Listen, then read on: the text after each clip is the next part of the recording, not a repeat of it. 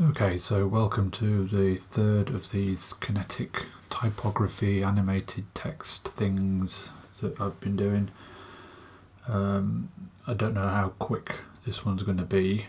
I'll try and get through it as quick as I can, but basically as you can see it sort of places text randomly on the screen and then sort of fades in out the first word. Stay focused, very motivational, don't you think? Anyway, let's get into it.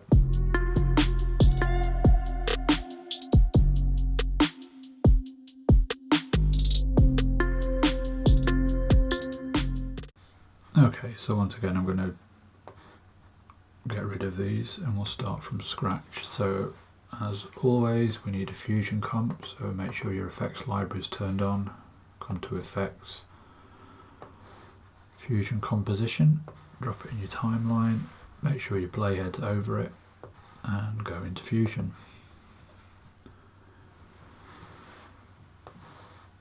So the first thing we're going to need is our text elements.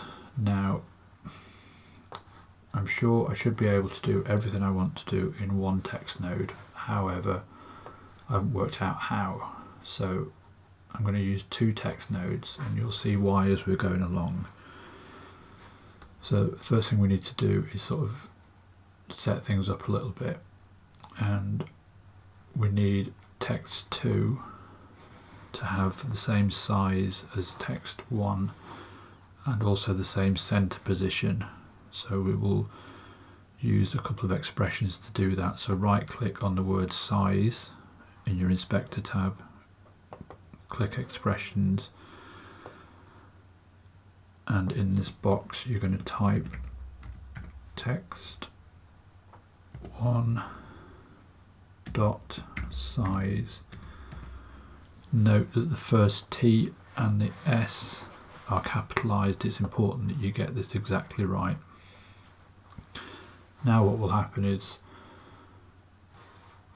whatever size we have for Text1, Text2 will mirror it. We also need to do that for the center position. So if you come to the layout tab of Text2, right click center, expression, and again we need to type Text1 with a capital T dot center. For all you non-Americans, note that center is spelt the American way, not the English way.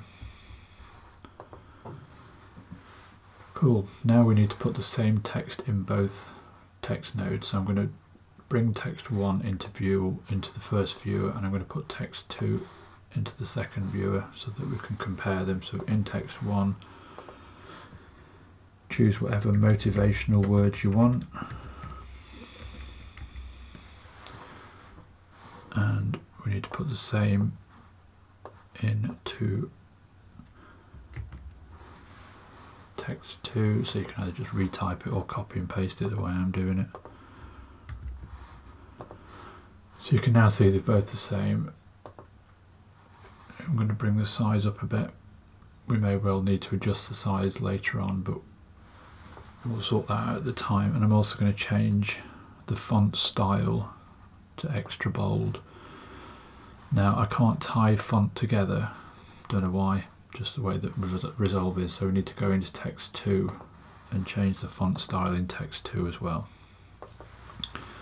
so that they're both the same. Okay, now we're going to come into the wonderful world of modifiers. So make sure you're in Text1, make sure Text1 is selected, red outline, and you're going to come into the style text box, right click and select follower. Now you'll notice that the modifiers button at the top is lit up so that we can select it, and that's what we're going to do. So select modifier, and you're in you see the follower modifier is already active. Now you can't do anything with this for the time being until we've set some keyframes, so we'll do that first. So bring your playhead back to frame 0, go to the fourth icon, shading, and click and open that. and we're going to mess with the opacity. So we're at frame 0, we're going to add a keyframe to opacity and drop it down to 0. We're going to come forward 1 frame. You can do this with your arrow keys, and then we're going to bring the opacity back up to 1. So in the space of a frame your word reappears. But what we want is for all these letters to appear one by one and in a random order, which is where the follower modifier comes in. So if you go to your first timing tab, we want our effect to affect all characters. We want our order to be random but one by one, and we want a delay of 5 frames. Now if we play it through, you'll see that we're getting our letters appearing one by one.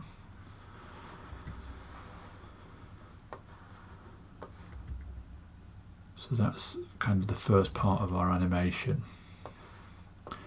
Now this is where I was running into trouble. I wanted to add other modifiers, but I couldn't get it to work. Maybe I'm just adding them in the wrong order, I don't know, but I couldn't get them to work, which is where the second text node comes in. So the way I got around this was I used the dissolve node. So if you click away from everything, shift space and type dissolve, and this puts a dissolve node onto our flow. Now Text2, take the output and pipe into the yellow background of the dissolve node. Text1, pipe into the green foreground of the dissolve node. Just to sort of clarify what I'm going to do, I've opened Text2. I'm just going to change the colour of Text2 to something else for a second so you can see what's happening. So at the minute, if we put our dissolve node into the window, make sure it's selected so you can see the inspector, all you can see is Text1. Okay, what we need to do at the point that all of Text1 is revealed, so for me it's happening at frame 56, I'm going to add a keyframe. In fact, what I'm going to do is I'm going to come back 1 to frame 55, add a keyframe, come forward to frame 56, and then just drop the background foreground from 1 to 0. So what that's doing is, as we hit all the letters coming out, once all the letters are up, the dissolve node switches to Text2, so now any effects we want to put on it, we're putting on Text2. It looks a bit janky because it changes colour, but if I put Text2 back to white, you'll see that nothing appears to happen at the switchover point. So it just fills in. Cool, so now we need to look at Text2. And in Text2, which is now in view here and here, we're going to come into Text2 and we're going to do some more modifiers. This time I'm going to add 2 modifiers. I'm going to add a character level styling modifier and then another follower.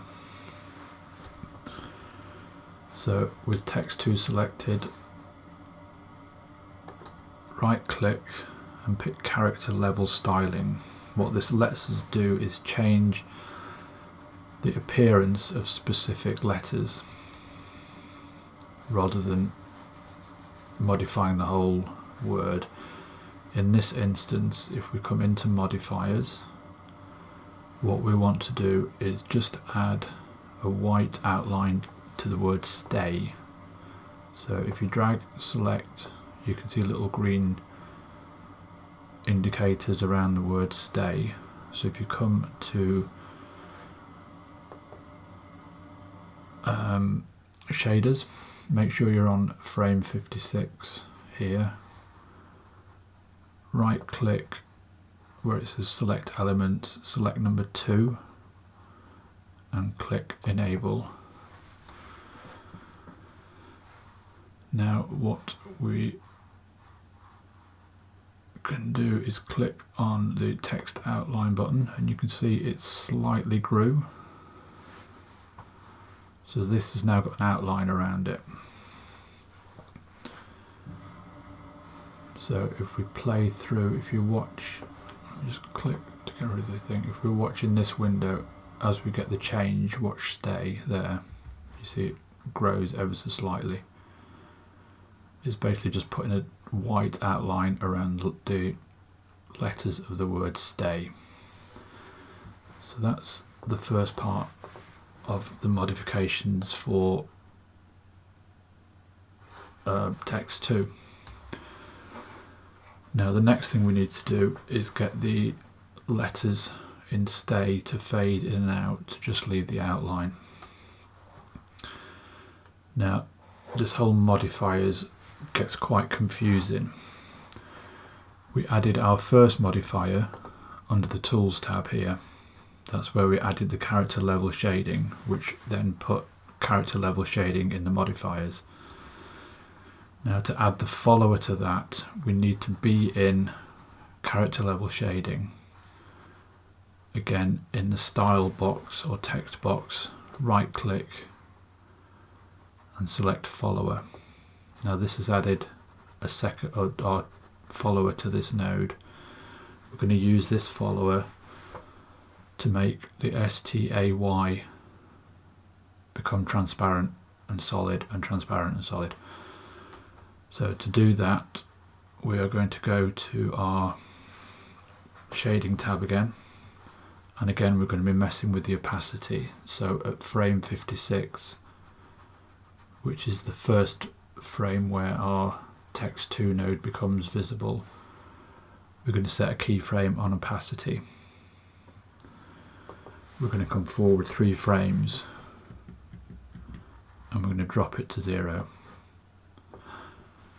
Now as you see, everything has disappeared, which kind of isn't what we wanted. What we wanted was this, the stay, to be outlined and transparent. But panic not, we will rectify that in a minute. What we're then going to do is come into our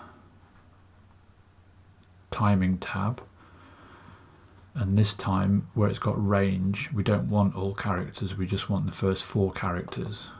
So character range, first character 0, last character 4. In fact it's only 3 because the S counts as 0, so you've got 0, 1, 2 and 3. And the delay we're going to put on is again 5. This time we're going to leave the order left to right. So now what's going to happen is, as we come past,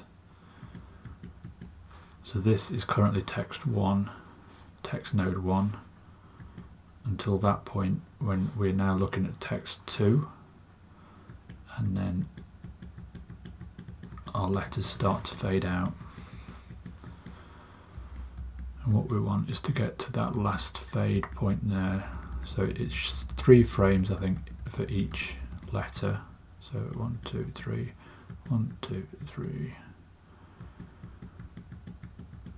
We're basically looking for the Y there. So for me this is frame 74. What I'm going to do is come back to my shader, back to opacity. I'm going to keyframe at 0 and I'm going to come forward 3 frames, 1, 2, 3, and I'm going to bump the opacity back up to 1. Next I'm going to come forward till the Y is completely full again. So there, and I'm going to add another keyframe at 1. Now we want this to keep repeating, but we don't need to keep repeating the keyframes. What we're going to do is we're going to open the spline editor, which is at the top here. We're going to look for Text2. What you can do is if you click on these 3 buttons here and make sure show only selected tool is ticked, then it only shows the splines for whichever text we have selected. So if you've got text 1 selected, you get text 1. If you've got text 2, we get text 2. The one we're interested in at the minute in text 2 is opacity. So we'll check opacity. And next we come over to the right hand side top corner and you've got this zoom to fit button. Hit that. And now we can see our opacity keyframes. We could smooth them. I don't know if it would look better smoothed or not. Let's try it. We'll see. So basically you can drag a box around all your keyframes.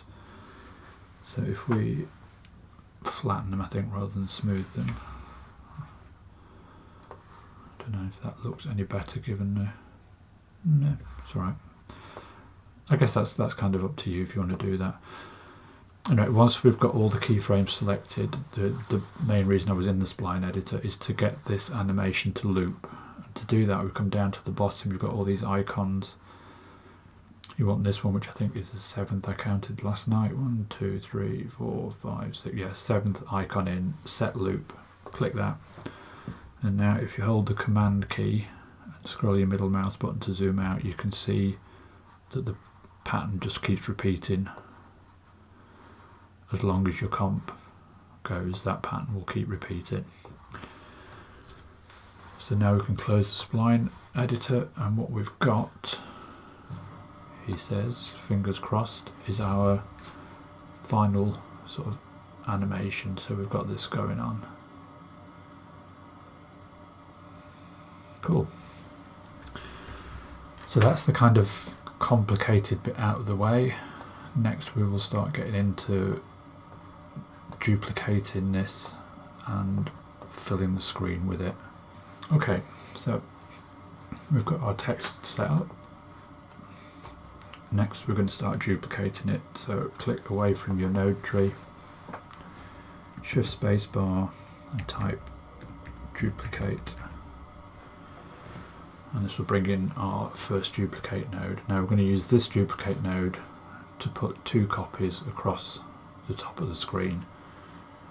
So pipe your text or your dissolve node into your duplicate node and drag your duplicate node to the window.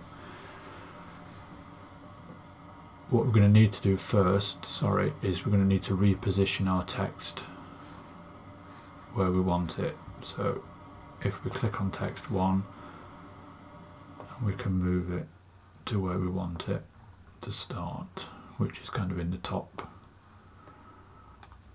left hand corner.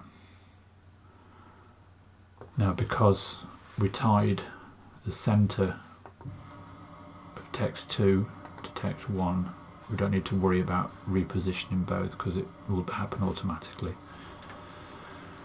So now we've got the text where we want it to start. Let's just come into, we've got the full text view, that's it. Into your duplicate node, you're going to want 2 copies. We don't need to worry about time offset because we want them both to be the same. And you come into your viewer, you've got your control handles in the middle, grab the horizontal one and pull it over.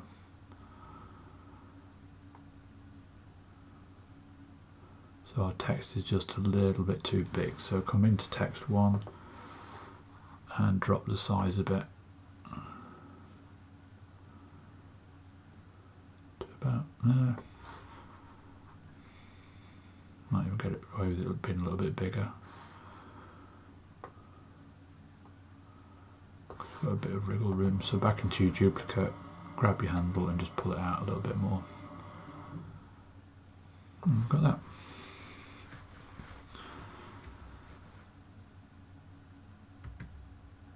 So that's our first duplicate. So next we need to fill down the screen with copies. Now we can do this with 1 duplicate node, but what we can't do is have a degree of randomness. So let me show you what I mean. It's probably easiest. So select duplicate 1, shift space and duplicate again.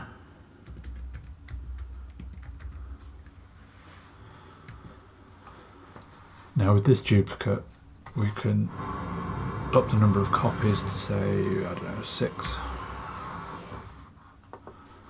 And if we put this duplicate in the viewer and drag your vertical control handle, we've got 6 copies coming down the screen. And you can add some offset to that, say -5. And what that will do is it means that there is a delay between each row, but each row kind of follows one after the other, so you get quite a, I think quite a sort of uniform pattern, and I didn't particularly want that. So the way I got round it was to use several duplicate nodes and vary the time offset in each one. And I did sort of a couple of lines at a time. So let's just get rid of that duplicate and we'll start again. So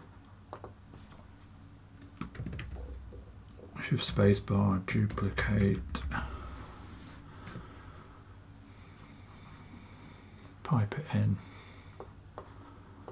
Now I kept the copies to 2, and then here you basically just want, I guess, numbers between 0 and -10. Take your pick. Just randomize it as much as you can. So we'll go 5 for the first one. Put this into the viewer and just drag it down so that you've got your second line. Click away, add another duplicate node. You'll get the idea, it gets a bit repetitive at this point.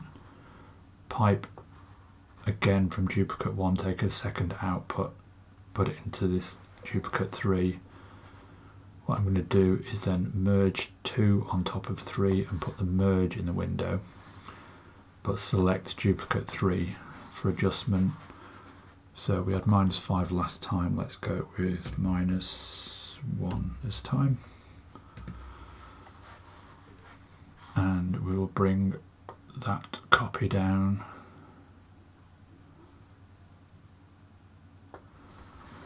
And then I'm going to do that 3 or 4 more times. All I'll do different for each one is vary the time offset.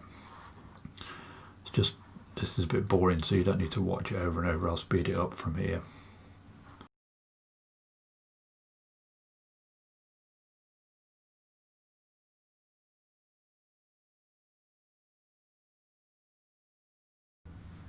Okay, so we've got our screen full of our duplicates, and hopefully when we play that through it's fairly randomish.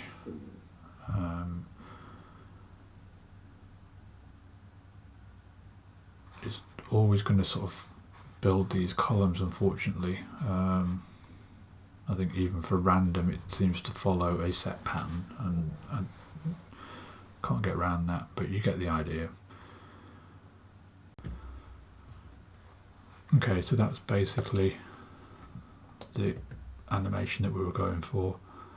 I'm just going to quickly pop a background under it, and then you can see the final sort of effect. So this background I'm going to again make into a gradient.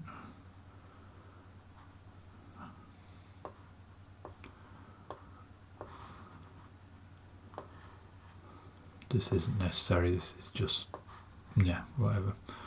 So today's gradient is going to be yellow, I think. So click on your first arrow to pick your colour in the bottom left, and the second arrow to pick your colour in the top right, like that. And then basically take this merge it onto your background.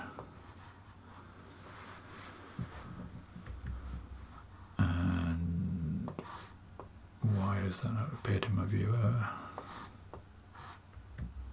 Oh, there we go. So that's basically it. If you come into the edit tab and let it cache, and now you can play your animation through, and you see the effect that we've got. I say the sort of pseudo randomness doesn't look too bad when it's played at full speed. Yeah, that's kind of it. So if you want to stop there, that's fine. What I'll do is I will just quickly go back into Fusion and have a look at the sort of image plane 3D type scene, just in case anybody's interested or wants to know how to do it. So for any 3D scene, you're going to need a 3D merge, a 3D render, and in this instance we're going to use a camera, and we're going to use an image plane. The sphere works in exactly the same way. You just replace your image plane with a 3D shape and make it a sphere, and reposition your camera as needed. But we'll use an image plane for now. So pipe your image plane and your camera into your 3D merge. We're going to get rid of this merge here for a minute, and we are going to take the output from this last merge and pipe it onto the image plane. Now if we drag our 3D merge into a window, you can see we've got exactly the same thing, it's just sat in 3D space. So if you hold your Option key and your middle mouse button together, you can sort of spin around to get a look at what's going on. Command key and scrolling the middle mouse button will zoom you in and out. Okay, so if we take this render 3D and we bring it back and merge it onto our background, and then pipe that merge into the output, you can see we can see nothing. The reason we can see nothing is our camera here is currently sat right against our image plane, so it can't see it. So what we need to do is, let me see if I can spin around and get a better look at the camera. So you can see the camera's sort of here, and it has its own control handle, so you've got vertical, horizontal and backwards and forwards in Z space. So we're going to grab the blue handle and just pull it back. You need to zoom out, and you're going to keep pulling it back until you can see pretty much all of our image. Apparently Resolve 17 is due out anytime soon. I hope that they change it so that this window actually fits, because if you do fit to window normally, it kind of goes off the edges and you can't see the edges and it's a pain in the bum. But anyway, enough ranting. Back to the camera. So we need to position your camera so that you've got kind of your, however you want it really. So you could just use that and that's fine. What I'm going to do is, still in the camera, come up to the inspector and the transform tab. Down the bottom here you've got use target. Tick that. Basically what that does is it forces the camera to stay looking at the center of the 3D scene regardless of where you put the camera. So I can now move the camera off to the side and it still looks there. So we can come back to frame 0 and we'll animate our camera. What I'm going to do is I'm going to push it off to the side. I'm going to run it through just for a minute so I can see. What might be quite handy is if I have everything in and then I can see what I'm looking at. That's more than enough. Right, so we can push the camera around a bit. Actually, I'm going to undo that. Decide where you want your camera to be front facing. So if we say around 55, 56, I think is where the if you watch the top line, that's the one. So this is the one that's on real time. All these are delayed by various amounts. So that's got everything in play there. So that's at frame 56. So if we go to frame 56, set keyframes on our cameras X, Y and Z. Now we can come back to frame 0 or somewhere around there. We can push the camera off to the side and maybe bring it in a little bit. This is really difficult to do because you obviously can't see your letters, but what should happen now is as we play, the camera starts to come round. Again, this is something you can take a bit of time with, fiddle about, get a sense of what you want the camera to do, and then you can animate it accordingly.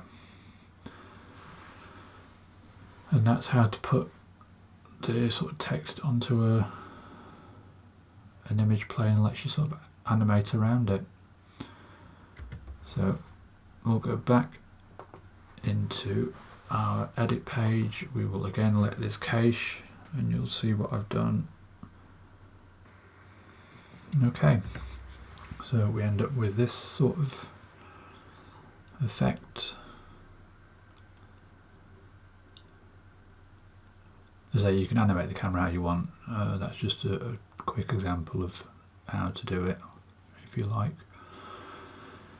Cool, I hope you enjoyed it. I hope you enjoyed the little mini series. Please feel free to subscribe, hit the like button and hit the notification button, and that way you'll get notified of any other random bizarre tutorials that I do in the future. Thanks a lot. Bye.